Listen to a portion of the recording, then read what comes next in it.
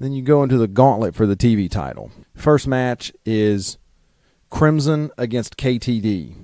Crimson did this fun little spot like just holding KTD by the head so that KTD couldn't get close enough to hit him. And I'm going to come back to that in just a second here. Basically, Crimson just starts beating up KTD in the corner because KTD hit him just a couple times too many and he didn't really like it. Crimson shoves the referee, so it's a DQ win for KTD, but Crimson just keeps beating on him and he's unable to continue. You see McNaylor get in the ring and he just waves it off, says, okay, he's not able to continue. Okay, so this is as good a place as any to sort of talk about this because this match offers a great look at what's going on here. So you have Crimson, who, according to his bio, is 6'6" and weighs 252 pounds. I do not know how much KTD weighs. I can tell you from looking on the screen that he has to be every bit of a foot shorter than Crimson. He's got to be 5'6" or 5'7", and I'm pretty sure he's not the smallest person on the roster. Now, this is not taking anything away from him as a worker. Don't think I'm trying to knock him as a worker. You know, both of these guys look great. They look like $1 million. They're both in great condition. They're both great workers. But it's really hard to take this as like an equal athletic competition. You know what I'm saying? Because you just don't see this in other combat sports. And okay, yes, I know pro wrestling it's not MMA and it's not boxing, you know, but there still has to be like a look of legitimacy to it to me.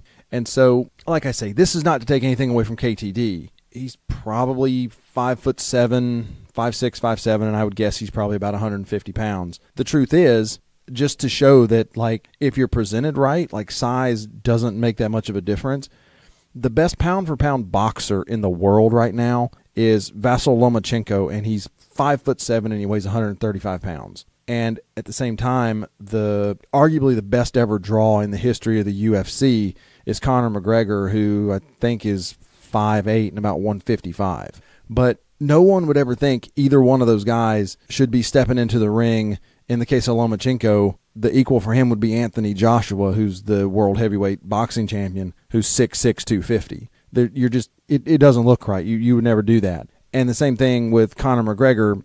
He would never step in the ring with Brock Lesnar, right? There's just too much of a difference. And so that's what makes a match like this look really weird, is that KTD's got to be giving up 80 pounds and every bit of a foot.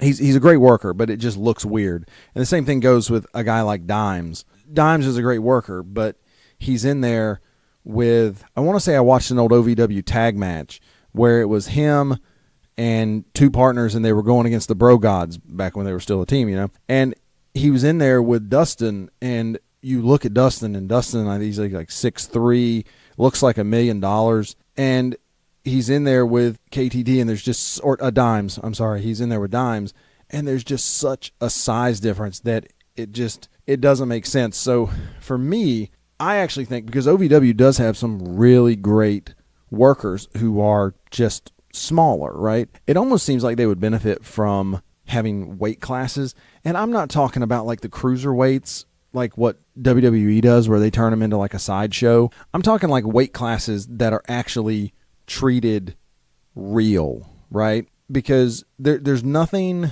in boxing or in MMA, there's no different treatment of McGregor or Mayweather or Lesnar or Anthony Joshua or Lomachenko or Roy Jones Jr. or any of those guys. And yes, I know Roy Jones doesn't fight anymore.